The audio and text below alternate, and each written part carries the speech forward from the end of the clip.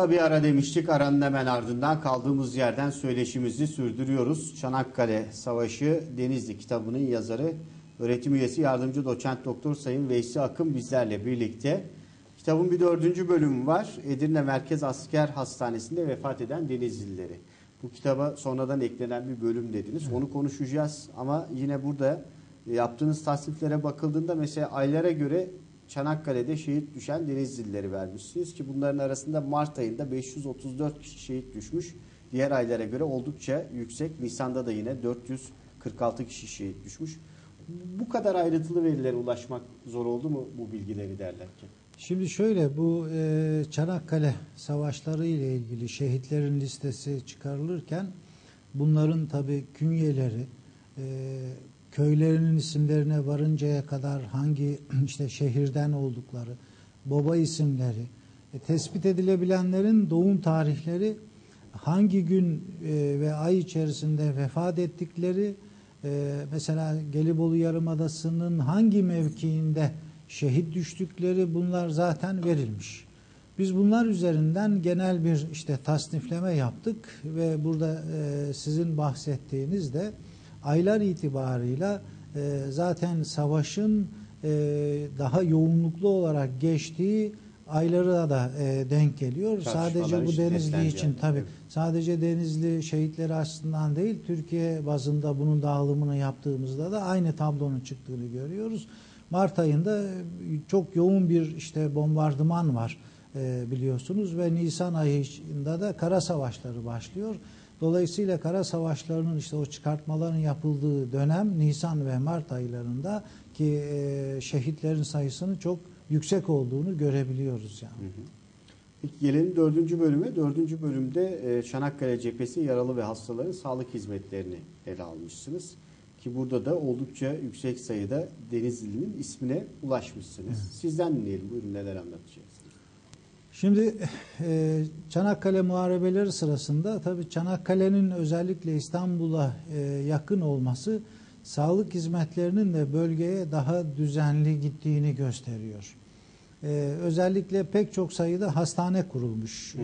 Gelibolu Yarımadası'nda mesela 11. Piyade Tümeni'nin seyyar hastanesi var.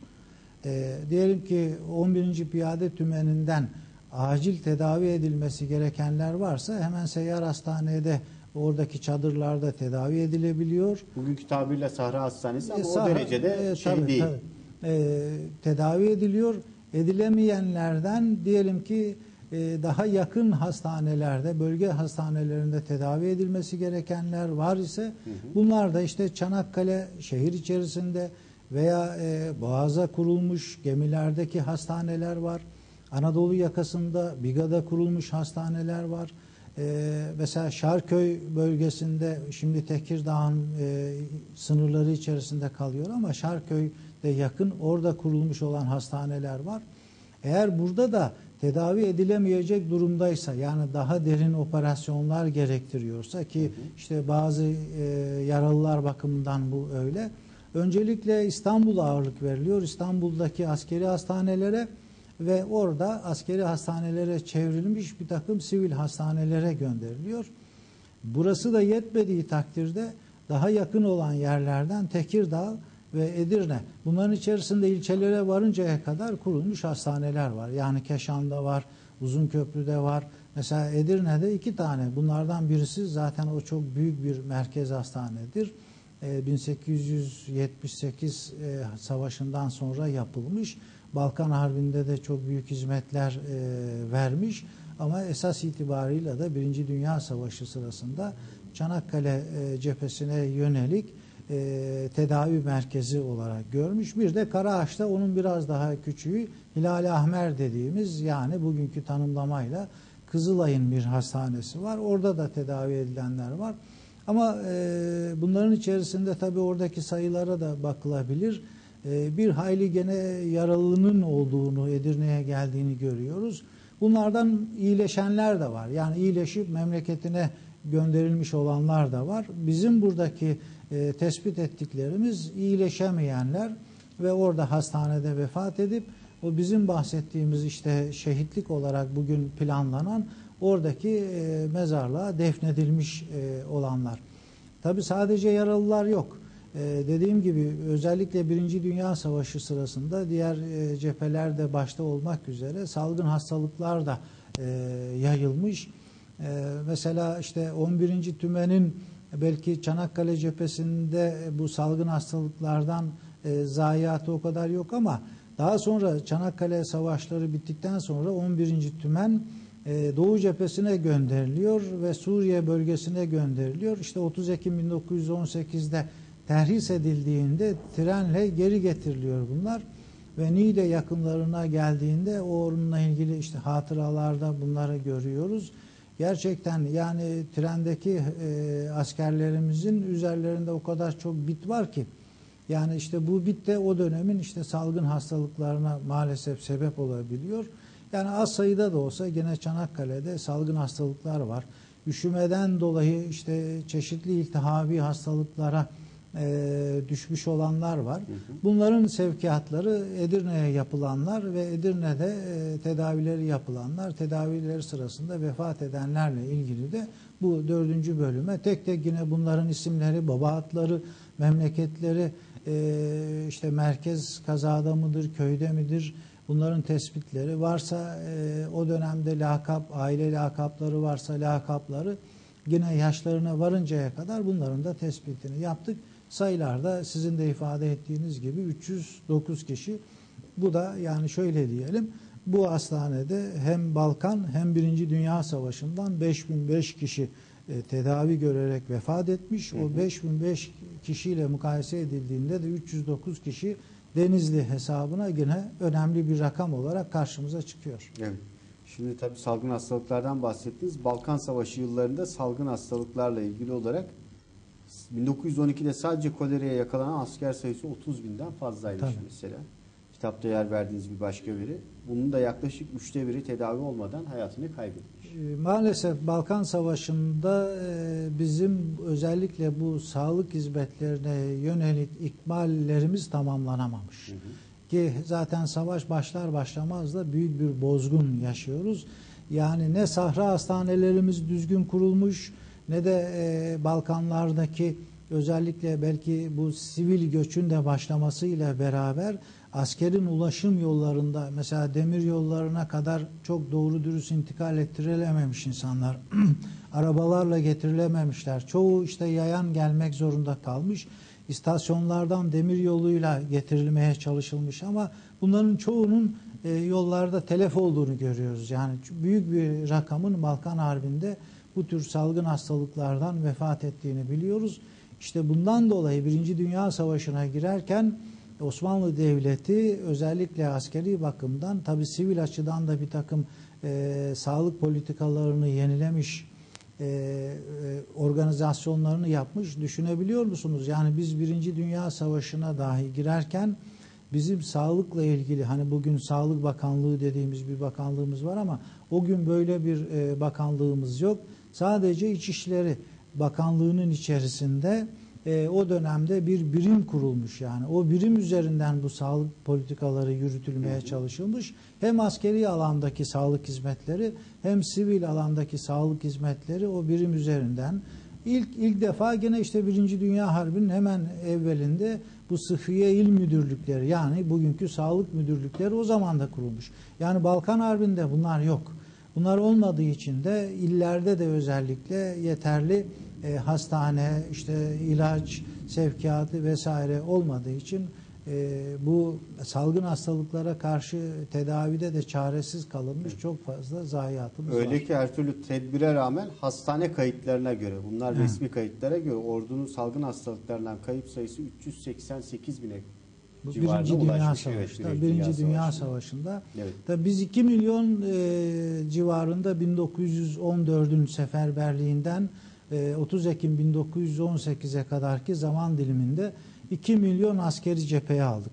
Tabii bunların hepsi muharip olarak gitmediler ama yani 1,5 milyondan fazlası muharip olarak çeşitli cephelere katıldılar. Şimdi bunun sadece bakın hastanelere gitmiş ve burada tedavi edilmiş ve ölenlerin sayısı, tedavi edilip kurtulanlar hariç yani. Bunları da hesap ettiğimizde ordunun 1/3'ünden fazlasının salgın hastalığa yakalandığını görüyoruz. Tabii. Yani savaşta bizzat savaşarak şehit olmuş veya yaralanarak evine gelmiş insanlarla bu rakamlar, salgın hastalıklarından ölenler mukayese edildiğinde daha büyük bir rakam karşımıza çıkıyor ki kaldı ki tespit edemediğimiz pek çok kaybımız da var. Özellikle iki cephede bunlardan birisi Sarıkamış cephesidir. Şimdi biz tabii Sarıkamış'ta da olayın vahametini belki çözmek için hep şöyle biliyoruz. Yani işte soğuktan dondular vesaire. Doğrudur.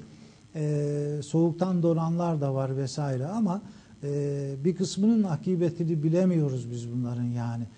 Ne olduklarını, kaybolduklarını biliyoruz. Özellikle mesela Suriye cephesinde, Irak cephesinde o Arap coğrafyasında bir defa coğrafya bizim askerlerimiz tarafından bilinmeyen bir coğrafya. Kaldı ki iklim şartları yine Anadolu insanına çok uygun olmayan bir şartlar ve ordu orada bozulduğunda askerler dağılıyor, kayboluyorlar. Bir kısmı İngilizlerin eline esir düşüyor. İngilizler işte bunu alıyorlar. Mısır'a, çeşitli yerlere götürülüyor. Yani orada da tabii bilinenler var, bilinmeyenler de var ama bunların bir kısmı işte belki temizlenmek maksadıyla kireç kuyularına vesairelere zorla atılıyor. Gözleri kör olanlar Deniliyor var. Ama aslında bu savaş suçu, bir işkence. Yani tabii işkence, savaş suçu o dönemde de olsa bunlar birer savaş suçu. Bu tür olanlar var ama bir kısmı Arap çöllerinde kayboluyor. Sonradan bir kısmının bunların işte dönebildiğini görüyoruz. Mesela o dönenlerin ben hatıralarında okumuştum. Diyor ki 3 gün, 4 gün aç kaldık, yiyecek hiçbir şey bulamadık, çölde içecek su yok, hiçbir şey diyor. Tabii karnımız diyor acıkıyor, karnımızın üzerine diyor taş bağladık ki yani midemiz birbirine yapışsın, açlığımızı hissetmeyelim diye diyor. O kadar gezdik 3-4 gün. Yani Çanakkale cephesinde hiç olmadı. Yani en az bir öğün askerimize yiyecek verilebiliyordu. Çanakkale cephesinde biraz mesela bu yiyecek bakımından bazıları çok abartıyor.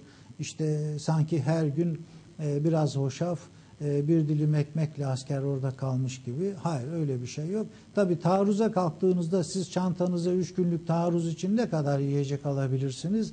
O dönemlerde elbette ki yiyecekle ilgili sıkıntılar var ama onun dışında belki yiyecek bakımından en düzenli cephenin biz Çanakkale olduğunu görüyoruz. Çünkü aksi zaten mümkün değil.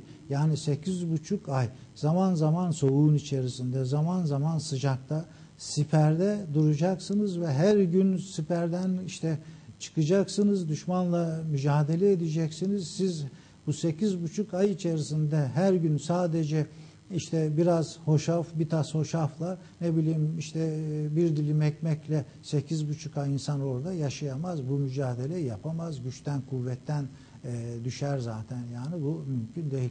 Şimdi bir taraftan diyoruz ki Seyit Onbaşı 275 kilogramlık işte topunun mermisini diyor kaldırdı, sürdü diyoruz. Bunu anlatıyoruz. Bir taraftan da her gün siz Seyit Onbaşı'ya gıdasız bırakırsanız bunu nasıl yapacak? Bu da mümkün değil. Onun için yani Çanakkale hem ikmal kaynakları bakımından en kolay cephe olduğu için bizim askerimizi beslediğimiz, kıyafeti bakımından daha düzgün kıyafetlerle donattığımız bir cephemiz yani. Evet. Yine de sanırım savaşlara baktığımızda genel itibariyle yeterli beslenme imkanı bulunmaması salgın hastalıkların baş göstermesinin bir başka nedeni. Mesela burada 1915 içinde bir yılda 3. Ordu'da salgın hastalıktan hayatını kaybeden asker sayısı 23.651 evet, bu bizim Doğu cephesindeki evet. 3. Ordumuz Erzurum merkezde evet. kurulan ve özellikle tabii orada Sarıkamış cephesindeki o bozgunda. Tabii burada hem gıda hem özellikle su sıkıntısı var. Yani suların içme sularının kirli kaynaklardan elde edilmesi bu salgın hastalıkların yayılmasında ve bir de bitlenme. O da çok önemli yani. Onun da büyük bir salgın hastalıklara yol açtığını biliyoruz. Yani. Evet. Tabii tüm bu konuştuklarımızın ışığında aslında yarım kalan birçok hayat hikayesi var değil mi? O hayat hikayelerine ulaşabilsek keşke. Bugün bir kısmı sizlerin eserlerinde, değerli yazarların eserlerinde yer alıyor. Oralardan bakıyoruz. yeniden bir hayat kurmak zorunda kalanlar, hayatını sevdiklerinden ayırmak zorunda kalanlar ya da genç yaşta birçok hayaline son vermek zorunda kalan şehitlerimiz. İşte yani tabii ölenler, belki de işte mezarı olanlar, bilinenler var. Ama bunların içerisinde hala mesela Denizli'de ben bu çalışmaları yaparken bazı aileler bize gelir sorarlardı. Ya hocam, sizin kitabınızın içerisinde biz dedemizi bulamadık. Bizim ninelerimiz işte anlatırlardı. Bizim de dedemiz Çanakkale'ye gitmiş. Ama şimdi Çanakkale'deki savaş 1916'nın ocağında bitti. Peki 11. Tümen'in askerleri ne oldu? Oradan alındılar. Dediğim gibi işte Arap cephelerine, daha sonra da kuzeye, bu Rus cephesine de gidiyor 11. Tümen. Orada Mustafa Kemal'in özellikle bu Bitlis bölgesinde yapılan savaşlarına da katılıyor vesaire. Şimdi o cephelere gidip orada kaybolanlar da var. Yani ilk defa evet Çanakkale'ye gitmiş ama bugünkü gibi cep telefonu yok. Haberleşme, yani mektup ulaşımı falan çok zor. Mesela biz bunun arkasına hastaneye düşse ziyaret etme imkanı bile yok. Tabii haber alamazsınız. Yani evet, hangi hastanededir, nerededir vesaire. Oradaki belki o Suriye bölgesindeki evet, hastanelerde ölenler var vesaire. Evet. İşte bunların kayıtları çıkmadıkça bizim bu hikayeleri tamamlamamız mümkün değil. Evet. Özellikle mesela Sarıkamış cephesi ile ilgili esir düşüp Rusya'ya, Sibirya bölgesine gönderilenler var. Onların yazdıkları işte anılar var, anı kitapları. Ben onlardan da okumuştum. Oradaki dram çok büyük. Şimdi Ruslar savaştan erken çekildiler biliyorsunuz. 1917'nin sonunda Bolşevik devrimiyle beraber çekildiler.